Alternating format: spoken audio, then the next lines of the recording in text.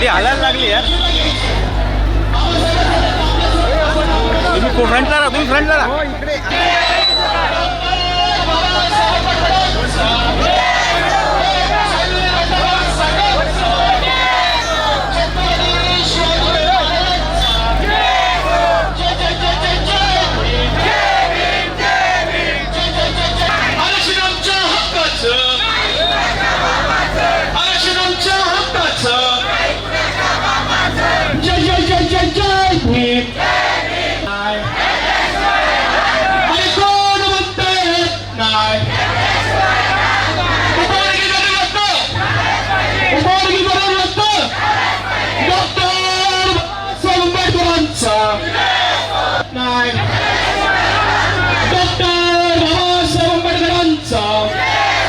छत्रपती शिवाजी महाराजांचा, लोकशाहीर अण्णाभाऊ साठेंचा, क्रांतीसूर्य महात्मा ज्योतिबा फुलेंचा, छत्रपती बाबासाहेब आंबेडकरांचा, आरक्षण उपवर्गीकरण रद्द, आरक्षण उपवर्गीकरण रद्द, आणि कोण म्हणतो होत नाही, आणि कोण म्हणतो होत नाही. डॉक्टर बाबासाहेब आंबेडकरांचा, क्रांतीसूर्य महात्मा ज्योतिबा फुलेंचा, वादळ वाऱ्यात अनुभून हातानात जय भीमवाले उतरले आता मैदानाने सत्तेचा नाही ती लढू शासनकारात जय भीमवाल्याची अवलाद आम्ही बसणार नाही घरात उपवर्गीकरण भीमाच्या संविधानाची चौकट तोडण्याची हिंमत नाही कोणाची आपसात भांडणे लावू नका थोडी लाज ठेवा जनाची आणि मनाची तिथं भांडण लावून म्हणून हसतोय जोरात भांडू नका रे भावानो आपल्याच घरादारात हलवून पाडू षडयंत्र हे रण मैदानी लढून आता नाट उठली भीमाची लेकर निळाचे ना घेऊन हातात आणि जय भीमवाल्याची अवलाद आम्ही बसणार नाही घरात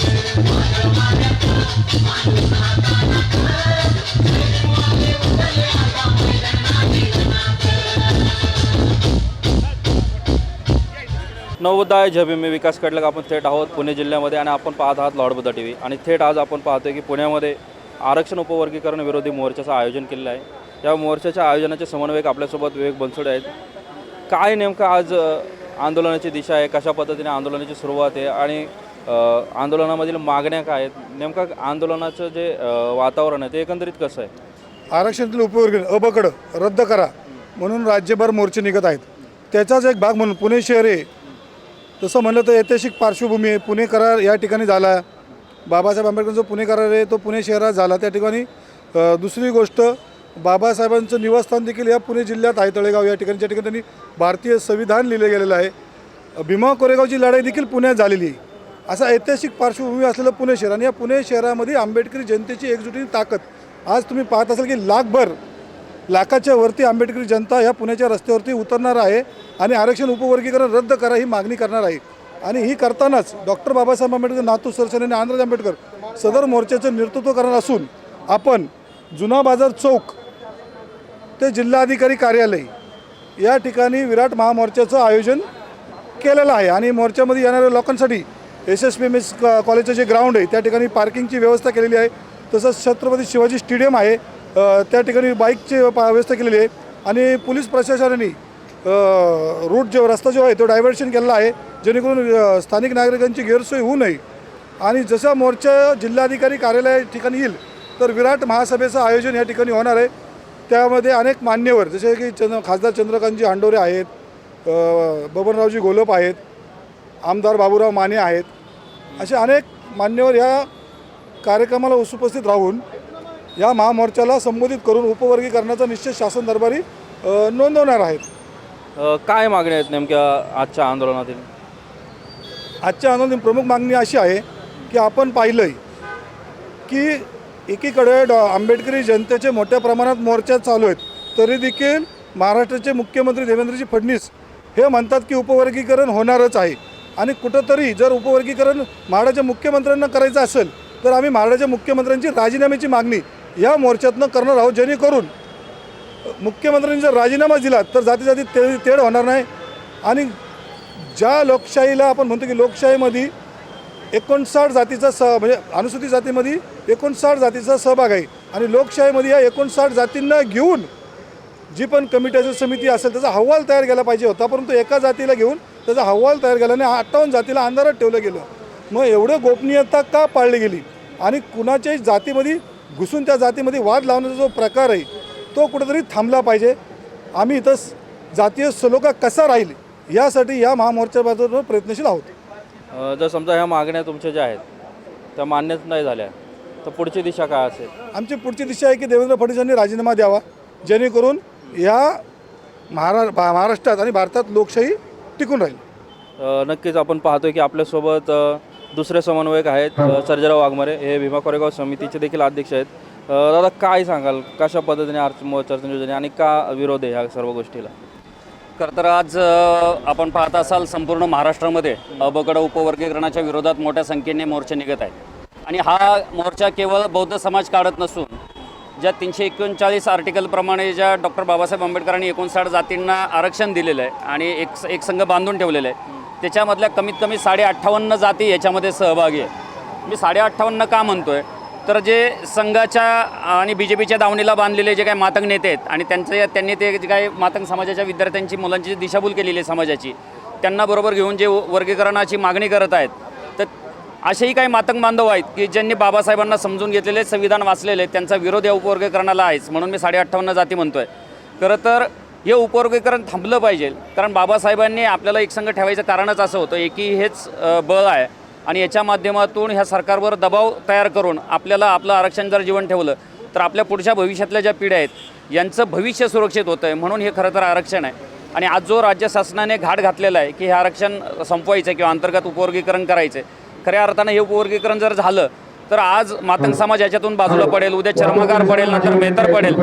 तर वारंवार जर असं झालं तर संविधान खिळखिळ होण्याची शक्यता नाकारता येत नाही आणि संविधान वाचवायचं असेल, लोकशाही वाचवायची असेल तर या उपवर्गीकरणाला खूप मोठ्या प्रमाणात आपण सर्वांनी विरोध केला पाहिजे. नक्कीच आपण पाहतोय की अनेक आंदोलक देखील ह्या मोर्चामध्ये सहभागी झालेले, आपण त्यांच्याशी देखील संवाद साधणार आहोत.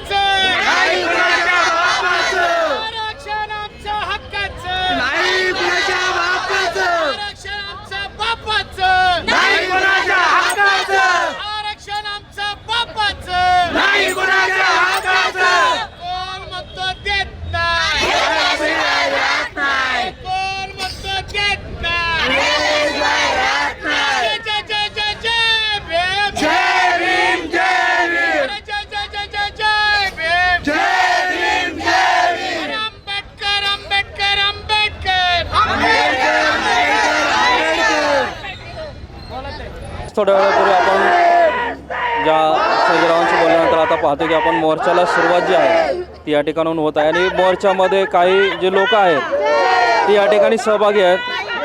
ताई जय भीम. जय भीम. काय नाव तुमचं? माझं नाव गंगा संजय धेंडे. कुठून आलात? मी पिंपरी चिंचवड शहरातून आमच्या सर्व असंख्य महिला भगिनींसोबत आहे.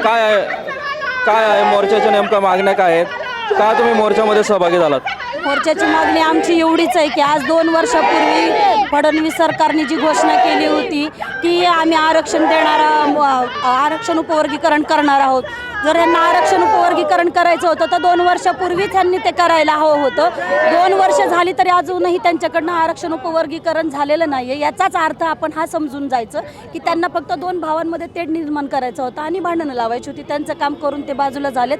आता आमचं काम असं आहे की आम्ही हा जो तेढ निर्माण केलेला आहे तो आम्ही कुठंतरी थांबवला पाहिजे. आमच्यात हे वाद लागले नाही पाहिजेत, आमच्यात हे फूट नाही पडली पाहिजे. उलट हे जे 13% आरक्षण हे उलट आम्हाला वाढवून दिलं गेलं पाहिजे, म्हणजे आमची जी काय खालची भावंड आहेत ती सुद्धा अजून गुन्हा गोविंदाने आम्ही एकत्र राहू शकतो. सध्या वेगवेगळ्या प्रकारे वाच्यता होतीये सुप्रीम कोर्टाचा निर्णय दिला गेला आहे, कसं पाहताय तुम्ही या सगळ्या गोष्टीकडे? सुप्रीम कोर्टाचा निर्णय दिला असला तरी म्हणजे आता सरकार शेवटी त्यांचं आहे आणि असं वरच्या ह्याच्यामध्ये जे काय ठरेल तेच खाली आता हे होईल. पण मला वाटत नाही की उपवर्गीकरण होईल, कारण ह्यांना उपवर्गीकरण करायचंच नव्हतं. ह्यांनी फक्त एक गुगली टाकली होती आणि त्या गुगलीवरती आता आपण एकमेकाशी भांडतो. आणि जे विरोध करतात आहेत त्यांना काय सांगाल तुम्ही? विरोध करणाऱ्यांना मी एवढी एकच विनंती करेन की तुम्ही 2% काय मिळवणार आहात? जे 13% आता आपल्याला मिळतंय तर ह्या 13%पेक्षा अजून जास्तीचं वाढवून मागू आपण. पण 2%साठी तुम्ही भांडण करून पुन्हा तुम्हीच गोत्यात याल की आम्हाला 2% पण काहीच मिळू शकलं नाही. काय तुमचं नाव काय ताई? मी लक्ष्मीताई प्रकाश वाघमारे, विजय रणस्तंभ महिला बहुउद्देशीय सेवाभावी संस्थेची संस्थापक. आणि हा जो कुठून आलात तुम्ही? कुठून? वाघोलीवरून आली आहे. हा जो विराट मोर्चा आहे, हे बंधू वगैरे आम्ही समितीवरती आहोत. सगळ्यांबरोबर आम्ही कार्यकर्त्याचं काम करत आहोत. मोर्चाकडे कशा पद्धतीने पाहताय तुम्ही? मोर्चाकडे खरं तर कोणालाही मोर्चा काढूशी वाटत नाही, पण पर्याय राहिलेला नाही. जर आमच्या डॉक्टर बाबासाहेब आंबेडकर, आमच्या बापाचा बाप, आमच्या आज्याचा बाप पण आमचाही बाप, त्यांनी लिहिलेले संविधान सर्वांना एकत्र बांधून ठेवण्यासाठी होतं आणि आहे ते आरक्षण वगैरे सगळ्यांना चालतंय. मात्र ह्या ज्या समाजकंटकांनी आमच्यामध्ये मातंग महार या त्या जातीमध्ये जो वाद लावलेला आहे तो मिटवण्यासाठी आणि आरक्षण रद्द करण्यासाठी आम्हाला एकत्र यावं लागलेलं आहे. माता भगिनी कुणी अवसरी आलेले नाही, याचा विचार प्रशासनाने करायचा, आम्ही नाही. जर समजा उपवर्गीकरण लागू झालं, पुढची भूमिका काय असेल तुमची? उपवर्गीकरण जर त्यांनी लागू केलं तर आम्ही आजही मैदानात आहे, उद्या रणांगणात पण आहे. माझं नावच लक्ष्मीबाई, आम्ही झाशीची राणी तर आम्हाला माहिती नाही, पण आम्ही अहिल्याबाई होळकर होऊन लढू, भेटतंय, मराय बी नाही माराय बी नाही. बाबासाहेबांनी जीवन घालवलं, त्यांनी एकदम त्यांचा परपंचाचा विचार नाही केला. आम्ही का करू? आमच्या लेकरा बाळांसाठी आज बाबासाहेबांनी जे केलं, जे संविधान लिहिलं ते आज आमच्या लेकरा बाळांना पुढे चालवणार आहे. तर आम्ही मैदानात काय, आम्ही पूर्ण रात्र दिवस आम्ही एकत्र होऊ. तुमचं नाव काय ताई? मी रेखा राजेंद्र आल्लाट, पुणे तळेगाव ढमढेरेमध्ये राहते, पुन्हा जिल्हा अध्यक्ष RPI. दादा तुमचं नाव काय? माझं नाव रफिक शेख आहे.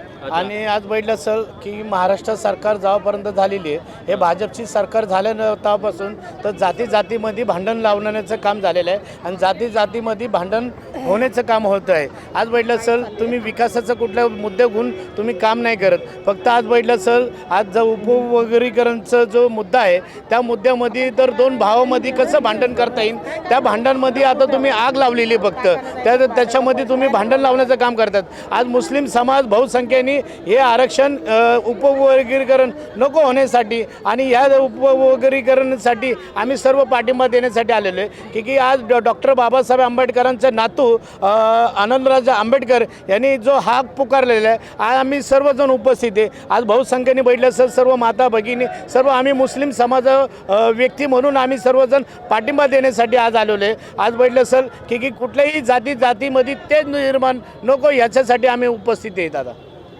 अच्छा, आपण पाहतोय की काही अनेक लोक आहेत ज्यांच्याशी आपण संवाद साधूयात आणि संवाद साधताना आपल्याला बघायला भेटतंय की अनेक वेगवेगळे लोक आहेत की या उपवर्गीकरणाच्या मोर्चामध्ये सहभागी आहेत. आपल्याला काही झेंडे जे आहेत ते वेगळ्या प्रकारच्या निळ्या झेंड्याच्या व्यतिरिक्त देखील झेंडा आपल्याला पाहायला मिळतो. आपण त्यांच्याशी संवाद साधू आणि जाणून घेऊयात की नक्की ह्या उपवर्गीकरणाच्या मोर्चाकडे ते कशा पद्धतीने पाहतात, काय त्यांचं नेमकी मागणी आहे, कशा पद्धतीने या मोर्चाला ते संबोधित करतात आहेत. अनेक लोक आहेत, आपण त्यांच्याशी देखील संवाद साधणार आहोत आणि संवाद साधताना आपण पाहतोय की या ठिकाणी समता सैनिक दलचं देखील या ठिकाणी परेड आपल्याला पाहायला मिळते. आणि समता सैनिक दलची परेड पाहत असताना हे जे सैनिक आहेत या ठिकाणी हे देखील या मोर्चामध्ये सहभागी झालेले आहेत आणि यांच्याशी आपण संवाद साधत असताना आपण पाहिलं की आपल्यासोबत ढोबळे ब्रिगेडियर आहेत. आपण त्यांच्याशी देखील संवाद साधू की या ठिकाणी परेड देऊन सलामी देऊन या समता सैनिक दलाचं जे आहे रिपोर्टिंग या ठिकाणी सुरू आहे.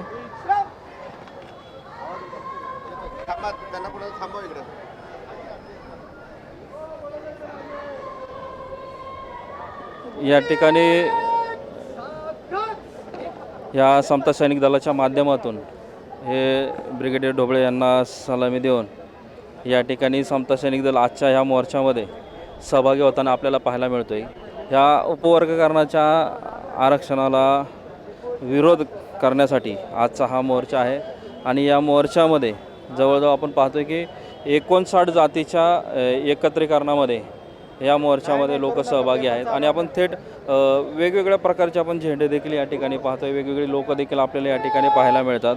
असंच आपल्यासोबत काही आंबेडकरी समुदायाचे मित्रपरिवार देखील आहेत, आपण त्यांच्याशी देखील संवाद साधूयात. दादा जय भीम. जय भीम. काय नाव आपलं? मी रमाकांत खंडे. अच्छा, कुठून आलात? आम्ही कोरेगाव भीमा जयस्तंभ याच्याकडून आलेलो आहोत. अच्छा, काय सांगाल? आजचा हा उपवर्गीकरणाचा मोर्चा आहे. थेट आज आनंदराज आंबेडकरांच्या माध्यमातून मोर्चा होतोय आणि तुम्ही BSPचे पदाधिकारी आहात, हे तुमच्या लोगोवरून दिसतंय. काय सांगाल, कशा पद्धतीने या मोर्चामध्ये सहभाग आहे आणि कसं मोर्चाचं नियोजन वाटतं? मोर्चाच्या संदर्भात आपण सगळ्या जो 52 पोट जातीच्या आहे त्या 52 पोट जातीच्या संदर्भात आज त्याला हा चांगला निर्णय आहे. त्याच्यामुळं इथे हा जो रॅली काढलेली आहे या रॅलीमध्ये पक्षाच्या विचाराचा आणि आनंदराजांच्या विचाराचा एकच विचार असल्यामुळं ह्याला आमचं समाज म्हणून आम्ही या रॅलीमध्ये आलेलो आहोत. काय नेमक्या मागण्या आहेत, कशा पद्धतीने या मोर्चाचं नियोजन आहे? अनुसूचित जाती जमाती आरक्षणात तर रद्द झालंच पाहिजे, कारण का समाजामध्ये परवा दिवशीच सुप्रीम कोर्टचं जजमेंट आलेलं आहे किंवा हे संसदेच्या ह्याच्यामध्ये आहे. त्याच्यामुळं संसदेमध्ये जे होईल ते त्या पद्धतीने झालं. काय वाटतं मला, केंद्र सरकारने याच्यावर काय भूमिका घेतली पाहिजे? घ्यावं लागेल त्यांना, कारण का जे 2 सख्खे भाऊ आहेत म्हणजे ज्या विरोध समर्थन करणारा आणि विरोध करणारे 2 सख्खे भाऊ आहेत, या 2 सख्या भावांना कधी तोडू शकणार नाही. कधी ना कधी त्यांना जाणीव होईल आणि ह्या उपकरणाच्या विरोधात ते उभे राहतील असं मला वाटतं.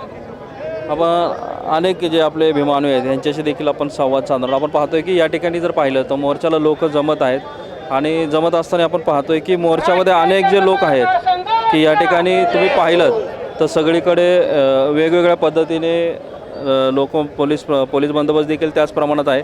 मी आमचे कॅमेरामॅन सौरभ यांना सांगेल की हा जो पोलीस बंदोबस्त आहे हा देखील आपण या ठिकाणी पाहिला पाहिजे आणि त्यावर आपण अनेक देखील संवाद आपण जे असे सांगणार आहोत. या ठिकाणी आपण पाहिलं की वेगवेगळ्या प्रकारे ह्या मोर्चामध्ये लोक जे आहेत या ठिकाणी सहभागी होत आहेत आणि पुढील देखील भीमानुयांशी आपण संवाद साधत आहोत. आपण अनेकांशी संवाद साधताना आपण पाहिलं की निळ्या झेंड्या व्यतिरिक्त देखील आज झेंडा एक दिसतो आणि राष्ट्रीय चर्मकार महासंघ या ठिकाणी बमनरावजी घोलप साहेब, माजी समाज कल्याण मंत्री महाराष्ट्र राज्य यांच्या माध्यमातून देखील या ठिकाणी जे काही चर्मकार बांधव आहेत या मोर्चामध्ये सहभागी आहेत. ह्या मोर्चामध्ये आपण सहभाग घेत असताना आपण चर्मकार बांधवांशी देखील संवाद साधूयात. दादा, काय सांगाल? पहिलं तर लॉर्ड बुद्धा TV चॅनलला हा थेट प्रक्षेपण चालू आहे. आपण आपला परिचय एकदा त्यांना द्या. मी डॉक्टर ज्ञानेश्वर कांबळे, राष्ट्रीय चर्मकार महासंघाचा महासचिव आहे. माजी अध्यक्ष चर्मोद्योग विकास महामंडळ राज्यमंत्री दर्जा असणार आहे. हे आरक्षण अबकड वर्गीकरणाच आमचा राष्ट्रीय चर्मकार संघाचा तीव्र विरोध त्या ठिकाणी आहे. संपूर्ण महाराष्ट्रामध्ये ते आक्रमक आंदोलन त्या ठिकाणी चालू आहेत. आनंदरावजी आंबेडकर यांच्या नेतृत्वाखाली यांच्या खांद्याला खांद्या लावून राष्ट्रीय चर्मकार संघ नेते बमनरावजी घोलप यांच्या नेतृत्वाखाली महाराष्ट्रामध्ये आक्रमक आम्ही त्या ठिकाणी उतरले आहे. त्यामुळे हे अबकड वर्गीकरण आम्हाला रद्द झालंच पाहिजे अशा प्रकारची मागणी आम्ही त्या ठिकाणी केली. खरं अबकड वर्गीकरणाच्या माध्यमातून सर्व 59 जाती यांचं विद्रोहीकरण या माध्यमातून त्या ठिकाणी होणार आहे. ते खरं तर थांबलं पाहिजे, याची शासनाने त्या ठिकाणी घेतलेच पाहिजेत. सर्व समाज एकत्रितपणे आज तो त्या ठिकाणी चाललेला आहे. आरक्षणाच्या माध्यमातून त्यांना लाभ मिळत आहेत. ह्या चुकीच्या पद्धतीने जर आरक्षण झालं त्याचा फार मोठा तोटा संपूर्ण 59 जातीवर त्या ठिकाणी आहे. बाबासाहेब आंबेडकर साहेबांनी जी घटना केली त्या घटनेच्या माध्यमातून जे आरक्षण दिले त्या घटनेला याचा कुठेतरी छेद होण्याची शक्यता आहे. म्हणून सर्व 59 जाती ह्या महाराष्ट्रातून आक्रमकपणे या ठिकाणी उतरल्यात. त्यामुळे अबकडाला आमचा तीव्र त्या ठिकाणी विरोध हे होणार नाही याच्या प्रकारची दक्षता आम्ही सर्व त्या ठिकाणी घेणार आहोत. दादा, मला एक सांगा, काही वर्ग जो आहे आपल्या पिंपरी चिंचवड शहरातून लगतच शेजारी आज मोर्चा पुण्यात आहे आणि शेजारी पिंपरी चिंचवड शहर आहे, तेथील एक आमदार आहेत. आमदारांनी थेट ह्या उपवर्गीकरणा अबकडाला विरोध दर्शवला आणि त्या माध्यमातून काही मंडळी जे ते विरोध दर्शवतात. काय वाटतं तुम्हाला? त्यांनी ते हा जो विरोध आहे हा संबंध एका समाजाचा विरोध आहे की एका घटक वर्गाचा विरोध आहे आणि कशा पद्धतीने तुम्ही पाहताय त्यांच्याकडे? खरे तर हे आमचेच घटक आहेत. हे खरं तर त्यांनी समजून घेतलं पाहिजे. सगळ्या 59 जाती आपण एकत्र राहिल्या पाहिजेत. खरं तर लहुजी साळवे आयोगाचं त्यांनी जे काही प्रक्षेपण केलं होतं, आयोगाच्या माध्यमातून जरी सुधारणा केल्या असत्या तरी त्या समाजाला निश्चित न्याय मिळाला असता आणि सर्व 59 जाती एकत्र राहिल्या असत्या. परंतु शासनाने सुद्धा चुकीच्या पद्धतीने त्यांना काही आश्वासने देऊन, चुकीच्या पद्धतीने काही त्यांच्या आशा त्यांना लावून अशा प्रकारचं हे आंदोलन किंवा अशा प्रकारची मागणी त्यांची त्या ठिकाणी झालेली आहे अबगडी वर्गीकरणाची. निश्चितच भविष्यकाळात त्यांना त्यांचा पश्चाताप होईल अशा प्रकारची आशा आहे आणि शासनसुद्धा त्याची दखल घेईल आणि 59 जातीचा विचार करून आरक्षणाच्यामधून काहीतरी निश्चितच वेगळा निर्णय घेऊन आरक्षण अबगड वर्गीकरण होणार नाही अशा प्रकारची काळजी शासन असं विश्वास वाटतं. दादा मला एक सांगा की अबगड वर्गीकरणाला विरोध आहे, समजा संबंधित तो लागू झाला तर आपली भूमिका चर्मकार समाजाच्या वतीनं काय असेल? दुसरी महत्त्वाची गोष्ट अशी आहे की जर समजा हे रद्द केलं तर समोरच्यांचे जे काही घटक आहे, जो तुरळक घटक म्हणा किंवा एक वर्ग म्हणा, त्यांची मागणी आहे की त्यांचं म्हणणं आहे की संबंधित 59 जातीतल्या प्रत्येक जातीला ह्या आरक्षणाचा लाभ भेटत नाही आहे किंवा त्यांचा विकास होत नाही आहे. काय वाटतं तुम्हाला, समजा जर रद्द केला तर त्यांच्या विकासाचा जो काही भाग आहे तो महाराष्ट्र सरकारने असेल किंवा समाजाच्या इतर नेत्यांनी असेल तो कशा पद्धतीने पाहायला पाहिजे? खरं तर शासनाने या सर्व मागासवर्गीयांच्या बाबतच हा आयोग नेमून यांची सर्व पाहणी केली पाहिजे, सर्वेक्षण केलं, त्याचा सामाजिक आर्थिक विकासाच्या दृष्टीने त्याचा पाहणी करून सर्व समाजाला बरोबर घेऊन ह्याच्यावरती काय उपाययोजना करता येईल. सगळ्यात गोष्टी महत्त्वाच्या, आज आरक्षणाच्या माध्यमातून शासनामध्ये जे आरक्षणाच्या नोकर भरती थांबलेली आहे ती नोकर भरती तर झाली असती, त्यांना न्याय दिला असता. जे काही सर्व मागासवर्गीयांची महामंडळं आहेत या महामंडळाला आर्थिक तरतुदी केल्या असत्या. हेच नाही तर समाज कल्याणचा निधी जो आज इतर त्या ठिकाणी वळवला जातो तो न वळाला असता, जर सर्व सामाजिक न्यायाला जर त्या ठिकाणी वापरला असता तर निश्चित ह्या गोष्टी तरतुदी झाल्या नसत्या.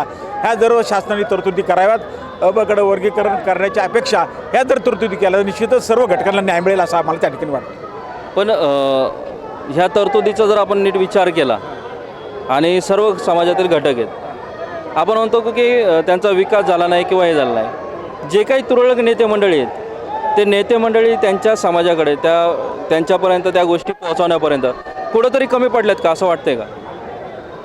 आता ह्या शासनाच्या त्रुटी आहेत, प्रशासनाच्या त्रुटी आहेत. त्या त्रुटी शासनाने त्यांनी दूर केल्या पाहिजेत आणि त्याच्यावरती उपाययोजना करून सर्व समाज घटकांना कसा न्याय मिळते त्या दृष्टीने तरतूद केली पाहिजे अशी आमची मागणी आहे.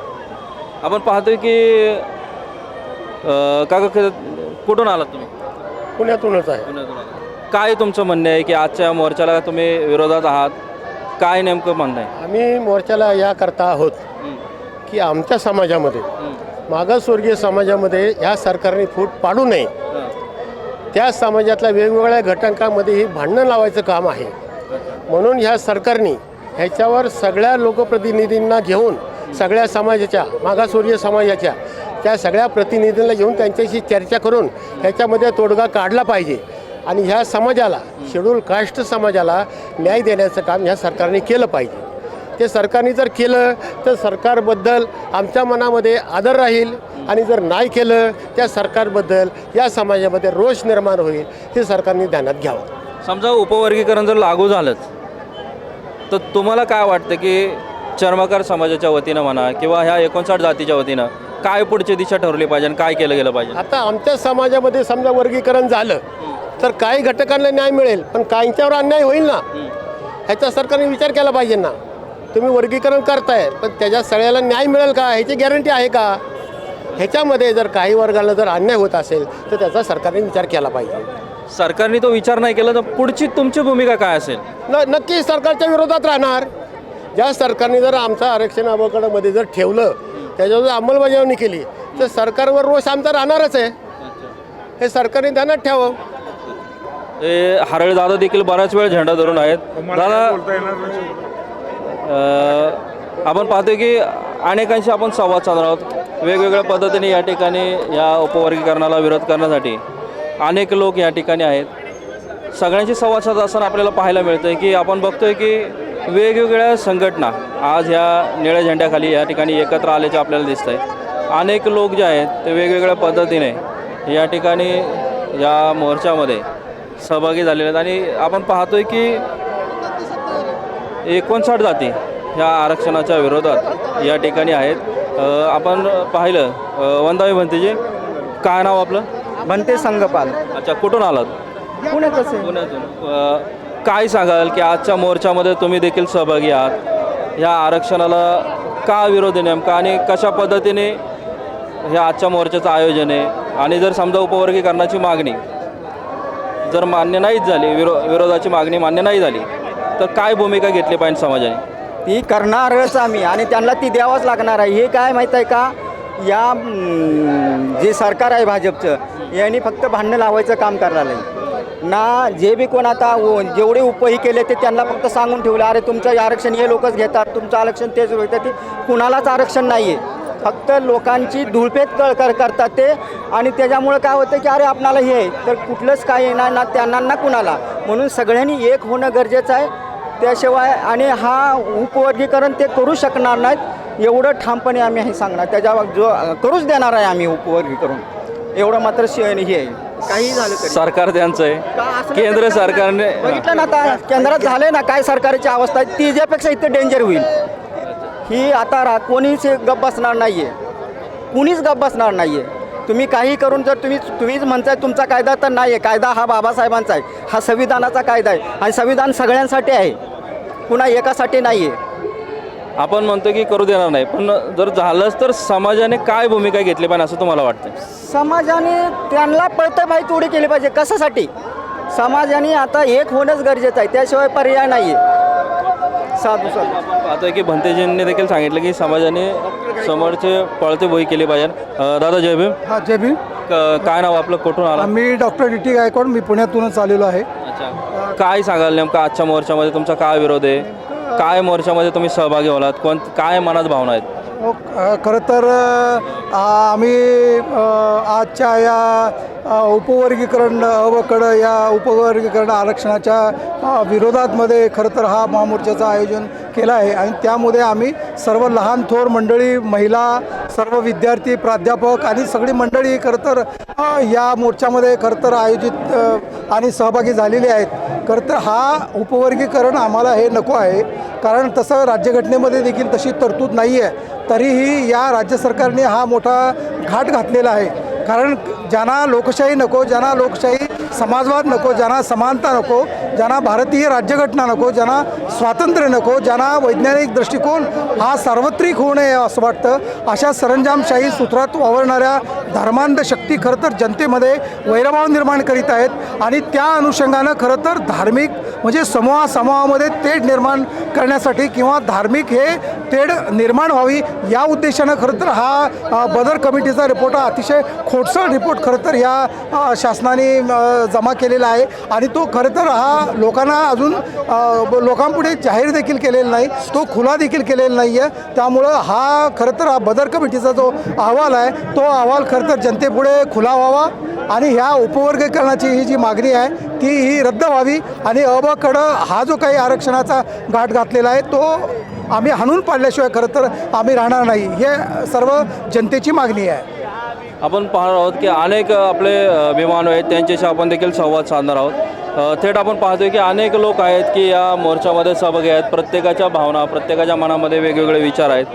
थेट आपण त्यांच्याशी संवाद साधत आपण पाहणार आहोत की आपण पाहतोय की कोणी बाबासाहेबांचा फ्लेक्स घेऊन तर कोणी वेगवेगळे मुद्दे घेऊन या ठिकाणी या उपवर्गीकरणाला विरोध करताना आपण पाहतोय. आणि थेट आपल्यासोबत या ठिकाणी पुण्यावरून भंते संघबोधी आहेत. भंतेजी, काय सांगाल, आजच्या मोर्चामध्ये तुम्ही सहभागी आहात, काय नेमकं या मोर्चाला उपवर्गीकरणाला विरोध करण्यासाठी काय नेमके मुद्दे आहेत की त्याला विरोध करण्यासाठी तुम्ही या ठिकाणी आहात? आम्ही या ठिकाणी आदरणीय डॉक्टर बाबासाहेब आंबेडकरांचे नातू आदरणीय आनंदरावजी आंबेडकर, आदरणीय भीमरावजी आंबेडकर यांच्या नेतृत्वाखाली तमाम या ठिकाणी बौद्ध उपासक उपासिका भीमसैनिक लाखोच्या संख्येने उपस्थित झालेला आहे. या ठिकाणी आमचा ठाम उपवर्गीकरणाला विरोध आहे. कारण डॉक्टर बाबासाहेब आंबेडकरांनी जो आम्हाला संविधानिक हक्क दिलेला आहे तो संविधानिक हक्क हे सरकार आमचा विरोध देऊ शकत नाही. ज्या आमच्या 59 जाती आहेत, ह्या 59 जाती एकत्र राहाव्यात यासाठी आमचा मोर्चा आहे. आणि या मोर्चामधून सरकारने शिकून घेतलं पाहिजे. आज लाखोच्या संख्येने त्यांच्या म्हणजे आदरणीय भीमराव आंबेडकर, आदरणीय आनंदराव आंबेडकर यांच्या नेतृत्वाखाली लाखोचे लोक लाखोच्या संख्येने उपासक आणि उपासिका जमा झालेल्या आहेत आणि आमचा ठाम आणि ठाम उपवर्गीकरणाला विरोध आहे आणि जे या उपवर्गीकरणाला समर्थन देत आहेत आम्ही त्यांचा जाहीर निषेध करतो आणि उपवर्गीकरणाला आमचा ठाम आणि ठाम विरोध आहे आणि 59 जाती ह्या एकत्रच राहायला पाहिजे असं आम्हाला वाटतं. जर समजा उपवर्गीकरण लागू झालं तर समाजाने काय भूमिका घेतली पाहिजे असं तुम्हाला वाटतं? हे बघा, उपवर्गीकरण हे टिकणारच नाही आहे, कारण उपवर्गीकरण हे काय सरकारच्या हातामध्ये नाही आहे आणि हा उपवर्गीकरणाचा जो मुद्दा आहे हा म्हणजे हा केंद्र सरकारचा आहे आणि हा लॉच्या अखत्यारीमध्ये येतो, आहे की नाही. आणि त्याच्यामुळे हे जे लोक म्हणतात आम्ही करतो, त्यांनी केलं असतं मी 1 तारखेला का केलं नाही? झालं असतं त्यांच्या हातात, त्यांनी 1 तारखेलाच केलं असतं ना. पण आमचा ठाम उपवर्गीकरणाला विरोधच आहे, कारण 59 जाती एकत्रच राहिल्या पाहिजे असं मला वाटते. बस. महत्त्वाचा विषय असा आहे की समजा जर लागू झालं तर तुम्हाला असं काय वाटतं, कारण तुम्ही एक भिक्षुक म्हणून तुम्ही ज्यावेळेस समाजामध्ये जाता बघता, काय समाजाने भूमिका घेतली पाहिजे? कारण 59 जाती एकत्र राहिल्या पाहिजेत. विरोधक म्हणतात की अनेक समाजातल्या 59 जातीमधल्या काही घटकांनापर्यंत त्यांचा विकास होत नाही आहे, त्यांच्यापर्यंत काही गोष्टी पोचत नाही आहेत. आता एखादे बघा, जर कोणाला भूक लागली किंवा ताण जर लागली, घरात पाणी नसेल तर आपण विहिरीवर जातो किंवा नळावरती जातोच. ज्याला शिक्षणाची भूक लागली तो शिक्षण घेणारच आहे, जो शिक्षण घेणार त्याला त्याचा हक्क मिळणारच आहे, तो त्याचा कोणी विराम घेऊ शकत नाही. आता एखादा विशिष्ट वर्ग, आता बाबासाहेब आंबेडकरांनी आम्हाला ज्या 22 प्रतिज्ञा दिलेल्या आहेत त्या 22 प्रतिज्ञांचं बौद्धांमध्ये जे जे लोक काटेकोर उपासक उपासिका पालन करतात त्याची प्रगती होत असताना दिसते आणि शिक्षण हे वाघिणीचं दूध आहे, जो प्राचीन गुरुकुलेशिवाय राहणार नाही असं आहे. आता 59 जातीमध्ये जे काय आरक्षण आहे त्यांच्यामधले जर लोक शिकलेच नाहीत तर त्यांना सर्व्हिस कशी लागेल? जर शिकले तर त्यांचा हक्क कोणी विराम घेऊ शकत नाही असं एकंदरीत आहे. आता जे लोक म्हणतात की आमच्यापर्यंत आरक्षणाचा हिस्सा पोहोचलाच नाही, त्याला दोष आमचा नाही आहे. जर त्यांनी त्यांची मुलं शिकवलेच नाही त्याला आम्ही काय करणार? आणि आम्ही देव सोडले, त्यांनी देवारे देव सोडले नाहीत. आम्ही बाबासाहेब बुद्धांच्या विचारानं चाललो की नाही का, हे आमचे पूजनीय आहे, पूजाचे पूजनीय तर मंगल पूजनीय आहेत म्हणून. आणि बाबासाहेबांचं वाघिणीचं दूध आहे, जो प्राचीन गरीब गुरुकुलेश्वर राहणार नाही. आम्ही जास्त शिक्षणाकडे भर दिली, यांनी जास्ती दीपाकडे भेट दिली, त्याच्यामुळे त्यांचं नुकसान झालेलं आहे. त्यांनी अजूनही सुधरून घ्यावं. काही लोकांनी बुद्ध धर्म स्वीकारावा, नाहीतर त्यांनी किमान देवते बाजूला सोडून शिक्षणाची कास धरावी, त्यांचा विकास होईल. आरक्षण आम्हीच कसं खाल्लं? मग आता विशेषतः असं जर बोलायचं झालं तर शिक्षण आरक्षण जर आम्हाला मिळालं, राजकीय आरक्षण आम्हाला मिळालंच नाही, कारण दगडापेक्षा 20 मऊ SC बऱ्याचशा जाती आहेत. मग बौद्धाला देण्याच्याऐवजी त्यांनी SC मध्ये दुसऱ्या लोकांना संधी दिली. मग आम्ही थोडी असं म्हणू लागलो की आम्हाला राजकारणामधलं आरक्षण मिळालं नाही. आमचे किती आमदार आहेत, आमचे किती खासदार आहेत. मग SC मध्ये जे 59 जाती आहेत त्यांच्यामधले ते लोक विरोधी लोक उभे करतात, त्यांना निवडून आणतात. मग आम्ही तसं बोललो का? नाहीच ना.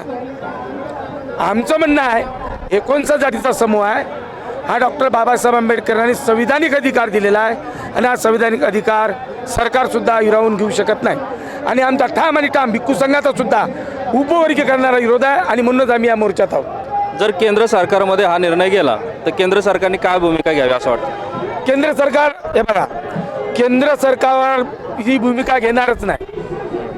केंद्र सरकार, कारण लाखोच्या संख्येने लोक रोडवर आहेत ना, तुम्हाला आमची नोंद घ्यावी लागेल ना. लाखोच्या संख्येने लोक रोडवर आहेत ना, आणि त्याच्यामुळे तुम्हाला आमची नोंद घ्यावी लागेल. केंद्र सरकार सुद्धा काहीच करणार नाही. आम्ही याच्यापेक्षा जास्त संख्येने त्याच्यामध्ये उतरू आणि विरोध करू.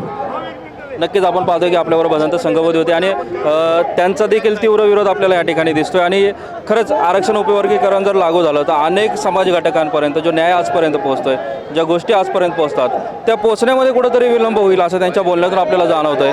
आपण थेट अनेक आपल्यासोबत विविध अभिमानी आहेत, आपण त्यांच्याशी संवाद साधणार आहोत. त्यांच्याशी संवाद साधत असताना आपण अनेक गोष्टीकडच्या घडामोडीकडे आपण लक्ष वेधणार आहोत. राष्ट्रपिता महात्मा ज्योतिबा फुलेंचा, साहित्य सम्राट अण्णाभाऊ साठेंचा, तथागत महाकरुणिक भगवान गौतम बुद्धांचा. अरे या सरकारचं करायचं काय? अरे या सरकारचं करायचं काय? देवेंद्र फडणवीस हाय हाय, देवेंद्र फडणवीस मुर्दाबाद. जय जय जय जय जय भीम. डॉक्टर अण्णाभाऊ साठेंचा, अण्णाभाऊ साठेंचा, डॉक्टर बाबासाहेब आंबेडकरांचा, आरक्षण आमच्या हक्काचं, नाही कुणाच्या बापाचं, आरक्षण आमच्या हक्काचं, नाही कुणाच्या बापाचं. अरे जय भीम, जय भीम, जय भीम, जय भीम, जय भीम, जय भीम, जय जय जय जय जय भीम, जय भीम, जय भीम, जय जय जय जय जय भीम, जय भीम, जय भीम, जय जय जय जय जय भीम, जय भीम, जय भीम, जय जय जय जय जय भीम, जय भीम, जय भीम, जय जय जय जय जय भीम, जय भीम, जय भीम. आरक्षण आमच्या हक्काचं, नाही कुणाच्या बापाचं. कितीला आहे हा सगळा टेम्पो संपून शांत बसा. डॉक्टर बाबासाहेब आंबेडकरांचा, डॉक्टर बाबासाहेब आंबेडकरांचा.